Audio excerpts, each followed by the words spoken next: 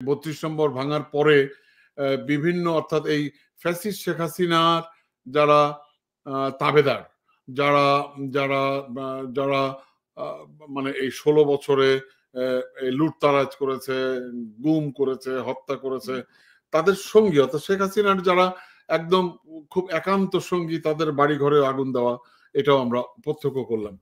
So এটার সাথে আমরা আজকে একটা স্টেটমেন্ট দেখলাম, সেটা হচ্ছে মাহফুজ সাহেব, অর্থাৎ যেটাকে আমরা বলছি এই গভর্নমেন্টের কিন্তু খুব গুরুত্বপূর্ণ একজন ব্যক্তি, যাকে ইউনূস সাহেব মাস্টার মাইন্ড হিসেবে পরিচয় করে দিয়েছিলেন জাতিসংঘে। উনি বলছেন মব মহড়া এখন থেকে শক্ত হাতে মোকাবেলা করব, উপদেষ্টা মাহফুজ। এখন প্রশ্ন হচ্ছে যে যারা এই কর্মটি করেছে বা এই এই আন্দোলনের ডাক দিয়েছে, তারা এটাকে কোনো অবস্থাতেই মব বলতে চায় না, এবং তারা মব বললে তারা বলছে মব বলা যাবে না, এটা একটি বিপ্লবের অংশ। কিন্তু আবার মাহফুজ সাহেব এটাকে মব বলছে, অর্থাৎ বলছে যে এরকম এই এখানে ওখানে বাড়িঘর জ্বালাও পোড়াও এগুলো করা যাবে না, এগুলো করলে এখন শক্ত হাতে দমন করা যাবে। সো এই ব্যাপারটা আপনি কিভাবে বিশ্লেষণ করবেন? জি টিটু ভাই, প্রথমত যদি 32 নম্বরের বিষয়ে আমরা দৃষ্টিপাত করি, তাহলে আমি এভাবে বলবো যে এটা 5ই আগস্টের পরে 5ই ফেব্রুয়ারিতে হয়েছে। 5ই আগস্ট পর্যন্ত, মানে 5ই ফেব্রুয়ারি পর্যন্ত it was protected by the government and by the civilians, তাই না? হঠাৎ করে তারা যে বুলডোজার দিয়ে এটা ভেঙে দিল, এটা কিন্তু প্রিপ্ল্যান ছিল না।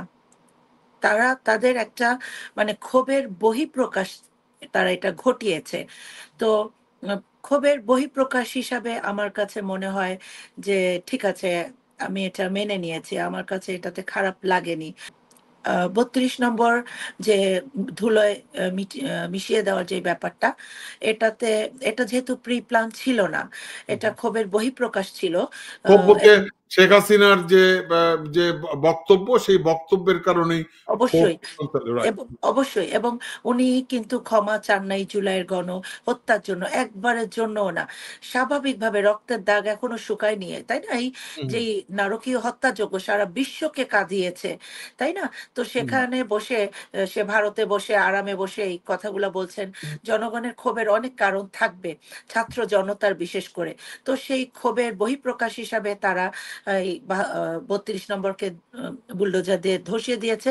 এটার জন্য আমার কোনো খারাপ লাগে নেই। এখন আপনি বলবেন এটা শেখ মুজিবের স্মৃতি বিজড়িত বাড়ি। ওকে, এই বাড়ির পিছনে ইতিহাস আছে। এই বাড়িটাও দখলকৃত বাড়ির মধ্যে পড়ে, অথবা যাই হোক, ওই বিষয়ে যদি আমরা নাও যাই, তো শেখ মুজিবের শাসন আমল কেমন ছিল এটা আগে আমাদের বুঝতে হবে। 72 থেকে 75 পর্যন্ত শেখ মুজিবুর রহমান বাংলাদেশের 7 কোটি জনগণকে কোনো সুরক্ষা দিতে পারেননি। প্রত্যেকটা জীবনকে উনি একেবারে বিপর্যস্ত করে ফেলেছিলেন। ওনার একান্ত কাছের যারা ছিল তারা অনেক সুরক্ষিত ছিল, তারা প্রোটেক্টেড ছিল, কিন্তু এর বাইরে আম জনতা যারা ছিল তাদের মানে শান্তি ছিল না। আপনি দেখেছেন যে 74-এর দুর্ভিক্ষের সময়, ওই সময়তে ওনার ছেলের বিয়ে, ওনার 2 ছেলের বিয়ে উপলক্ষে আপনার বাইরে থেকে মদ আমদানি করা হয়েছে, সিগারেট আমদানি করা হয়েছে, বড় বড় পত্রিকাতে ওগুলো লেখা হয়েছে। ওই সময় ব্যাংক ডাকাতি ছিল। ওই সময় আমরা বাসন্তীর বোনকে জালের নেট দিয়ে কাপড় বানায় পড়তে দেখেছি, তাই না? এবং তখন এই বর্ডার এলাকা 10-12 কিলোমিটার ওপেন করে দেওয়া হয়েছিল ভারতীয়দের জন্য ব্যবসা করার জন্য এবং উন্মুক্ত করতে। এবং তখন মানে ওই যে জাল টাকা ছাপা হতো, হ্যাঁ, ভারতে, সেই জাল টাকা বাধ্য করা হতো বাংলাদেশের ব্যবসায়ীদের ব্যবহার করার জন্য। তো এই যে একটা জুলুম নিপীড়ন ছিল, এরপরে যে রক্ষী বাহিনীর অত্যাচার ছিল, মানে এগুলা মানে বলার না। আমরা দেখি নাই, কিন্তু আমরা মানে এখনো জীবিত আছেন তাদের মুখ থেকে যে কথাগুলো শুনে যাচ্ছি, তার পরিপ্রেক্ষিতে বলতে পারি শেখ হাসিনা এই যে মোজাম্মেল হক জানাকে সরি ধর্ম বিষয়ক মন্ত্রণালয় বসিয়েছিলেন, উনি একজন রেপিস্ট, তাই না? তাকে উনি ধর্ম মন্ত্রণালয়ে বসিয়েছেন। তো এই যে বছরের পর বছর, বছরের পর বছর ধরে যেই বিষয়গুলো হচ্ছে, 32 নম্বর হচ্ছে সেই অপকর্মগুলোর একটা সাক্ষী। শেখ মুজিবুর মুজিবুর রহমান একজন রাজনৈতিক ব্যক্তিত্ব হিসাবে অবশ্যই অসাধারণ, হ্যাঁ, নো ডাউট, কিন্তু একজন শাসক হিসাবে হি ফেল দ্য এন্টায়ার নেশন, ঠিক আছে। এবং সিরাজ শিকদারের গুমের বিচার হয় নাই, জহির রায়হানের গুম হয়েছে। জহির রায়হানের বোন যখন এই বিষয়টা নিয়ে কথা বলেছেন, তখন শেখ মুজিবুর রহমান তাকে ডেকে বলেছে এই বিষয় নিয়ে কোনো কথাবার্তা বলবে না তোমরা, হ্যাঁ, তাহলে তুমিও গুম হয়ে যাবে। অথচ আমরা একাধিক ইন্টারভিউতে আমরা দেখেছিলাম যে জহির রায়হানকে গুমের পিছনে ভারতীয়দের হাত ছিল, এবং যেই অফিসারটা মানে কথা বলছিল, হিন্দি ভাষায় কথা বলছিল, যে মিরপুরে যেই আপনার থানার সামনে নিয়ে আসা হয়েছিল, ওখানে দুজন ভারতীয় ভাষায় মানে হিন্দি ভাষায় কথা বলছিল বলেই জহির রায়হানকে বহনকারী গাড়ির ড্রাইভার জানিয়েছে, তাই না? তো শেখ মুজিবের হাত কিন্তু রক্তে রঞ্জিত হাত, তাই না? উনি একদলীয় শাসন কায়েম করতে যেয়ে একেবারে স্বৈর শাসকের মানে সর্বোচ্চ ভয়ঙ্কর একটা রূপ উনি ধারণ করেছিলেন। পেপার পত্রিকা বন্ধ করে দিয়েছিলেন, কি না করেন নাই। তো এইগুলোর বিচার কিন্তু বাংলাদেশবাসী কখনো দেখে নাই, কখনো আসে নাই, বরং এটাকে ডাইভার্ট করে শেখ মুজিবের শাসন আমল পর্যালোচনা করার কোনো সুযোগ না দিয়ে ওনাকে আবেগের একটা জায়গাতে রূপান্তরিত করা হয়েছে, এবং শেখ হাসিনা সাকসেসফুলি এই কাজটা করেছেন। তো বাংলাদেশের এই জনগণ সেই ক্ষোভ তো ভুলে যায় নাই, তাই না? তারপরে আপনার এই যে এখনকার জেনারেশন, যে তারা কিন্তু আপনি দেখেছেন একটা বাচ্চা ছেলে বলতেছে Sheikh Hasina messed with wrong generation, তাই না? এটা একটা অত্যন্ত সত্যি কথা। আমরা মেনে নিয়েছি আবেগের জায়গা থেকে, না ঠিক আছে বঙ্গবন্ধু শেখ মুজিব, বাট ওরা তো বাস্তবতার চোখে দেখবে। ভাই, তোমাকে ক্ষমতায় বসানো হয়েছে, তোমাকে দায়িত্ব দেওয়া হয়েছে, তুমি এগুলো না করে তুমি তোমার ছেলেদেরকে ব্যাংক ডাকাতি করতে পাঠাচ্ছ, তুমি এইটা করতেছো, ওই রেপিস্টদেরকে সেভ করতেছো, তারপরে তোমার ছেলে যাতে এই ব্রিটিশ আর্মিতে চান্স পায় সে হিসাবে তুমি গোপনে আর্মি চ্যানেলে ৬,০০০ পাউন্ড তুমি ঘুষ দিলা, হ্যাঁ। তো এই ব্যাপারগুলা প্রত্যেকটা জিনিসই তো তার মানে কারাপশনে ভর্তি ছিল। একটাও তো আপনার নৈতিক দৃষ্টান্ত আপনি দেখাতে পারবেন না যে এই কাজটা শেখ মুজিবুর রহমানের মানে অসাধারণ ভাবে করেছে। অসাধারণ, ওনার যে বিশেষ বিশেষ বক্তব্য ছিল, সেটাও তো একটা মানে অনেক কিছু ইন্ডিকেট করে যে চোর আর চাটারের দল, তাই না? তো এখানে বোঝা যায় উনি মারাত্মক রকমের ফেইলিয়ার। তো শাসক হিসাবে শেখ মুজিবুর রহমান কেমন, এইটার আসলে একটা মূল্যায়ন হওয়া উচিত ছিল নিরপেক্ষভাবে। সেটা হয়নি। তার শাসন আমলে যত গুম খুন হয়েছে সেগুলোর বিচার হয় নাই। অতএব দীর্ঘদিন ধরে পুষে রাখতে রাখতে এটা জনগণ বিস্ফোরণ ঘটিয়েছে। এ কারণে এত নির্মমভাবে শেখ মুজিবের পরিণতিটা হয়েছে। বলে যে পাপ বাপকেও ছাড়ে না, ব্যাপারটা তাই।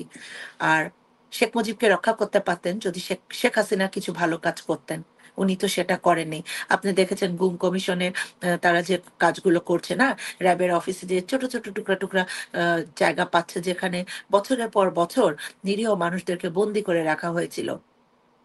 এগুলোর কি জবাব আছে বলেন? ইলিয়াস আলী কোথায়? তারও তো দুটো সন্তান আছে। হ্যাঁ, দিনার কোথায়? পিন্টুর গা ঝাঁঝরা করে দিয়েছে, বুলেটের একটা জায়গাও ছিল না রাখার, তাই না? এরকম শত শত হাজারো হাজারো মানে মানুষের হাহাকার, এই অভিশাপ, দীর্ঘশ্বাস মিলিয়েই কিন্তু এই ৩২ নম্বর। তো এটাকে যে মানে বুলডোজারের সাথে মিশিয়ে দেওয়া হয়েছে, এটার জন্য আমার কোনো দুঃখ নাই। এবার আসছে সরি, অন্যান্য ঘর বাড়িগুলো পুড়িয়ে দেওয়ার ব্যাপারে আমি এটার পক্ষপাতী না। কারণ ওই বিগত ১৬ বছরে সাধারণ মানুষ কিন্তু কথা বলতে পারে নাই। তাদের সেই সুযোগ ছিল না। আর ভয়টা যে কত দুর্বিষহ একটা বিষয়, এটা আ মানে প্রত্যেকটা পরিবারই বুঝতে পারে, তাই না? তো অনেকে যারা সরাসরি শেখ হাসিনার এই গুম, খুন, অন্যায়, অনাচার, মানি লন্ডারিং এর সাথে যুক্ত, তাদেরকে অবশ্যই আইনের আওতায় আনার আমি পক্ষপাতী। হ্যাঁ? কিন্তু এই বাড়িঘর, বাকিদের বাড়িঘর পুড়িয়ে দেওয়া, এটার আমি পক্ষপাতী না। এটা আসলে ভালো এক্সাম্পল সেট করা হচ্ছে না। আম অন্যদিকে বলা হয়েছিল টুঙ্গিপাড়া বুলডোজার দিয়ে ভেঙে দেওয়া হবে। আমি এই জিনিসটারও পক্ষপাতী না। বরং আমি বলি যে টুঙ্গিপাড়া এই মাজারটা করার সময় ৪২ কোটি টাকা আপনার দুর্নীতি করা হয়েছিল। আমার মনে হয় ওই কেসটা যখন 111 এ আম আ ইস্যু করা হয়েছিল, তখন ওই কেসটা এখন আবার পুনরুজ্জীবিত করা হোক। তা না হলে ওই আ টুঙ্গিপাড়া মাজারে যে দামি, দামি টাইলস আছে, ইট আছে, ওগুলো খুব আলতো করে যত্নের সাথে মুর্দাদের যাতে কষ্ট না হয়, ওইভাবে আস্তে, আস্তে খুলে নিয়ে যেখানে দরকার রাস্তাঘাট নির্মাণে ব্যয় করা হোক, সেগুলো হোক। কিন্তু ওই যে মাজার ভাঙা কিংবা অন্যান্য নেতা-কর্মীদের বাড়িঘর পোড়ানো, ওটার আমি পক্ষপাতী না। তারপরে আরেকটা কেস তখন হয়েছে, আপনার মনে আছে ব্যবসায়ী তাজুল ইসলাম। উনার কাছ থেকে শেখ হাসিনা ৩ বা ৫ কোটি টাকা ঘুষ নিয়েছিলেন। উনি যখন 111 এর সময় মামলা করেছিলেন, এই সরি, হুম, উনি তো সাক্ষী ছিলেন। উনাকে শেখ হাসিনা পরবর্তীতে ট্রাক চাপা দিয়ে মেরে ফেলেছিলেন। তো ওই হুম, তাজুল ইসলামের পরিবারকে এখন সামনে আনা হোক। ব্যবসায়ী এমজে চৌধুরী আ যিনি, তারপর ওয়েস্টিনের মালিক যিনি, ওনাদেরকে সামনে আনা হোক। তারা প্রত্যেকেই তো ভিকটিম ছিলেন। হুম, মেঘনা ঘাট, নাইকো, কোরিয়ান ফ্রিগেট, কি না, এই কেসগুলো আবার পুনরুজ্জীবিত করা হোক। যাদেরকে যেই পরিবারগুলো ভিকটিম হয়েছে তাদেরকে এখন সামনে আনা হোক। তারা কেসগুলো করুক। এইটা এখন আমাদের করণীয়। কিন্তু এই যে এরপরে বাকিদের ভাঙ্গাচোরা, এটা আমি পক্ষপাতী না আরকি।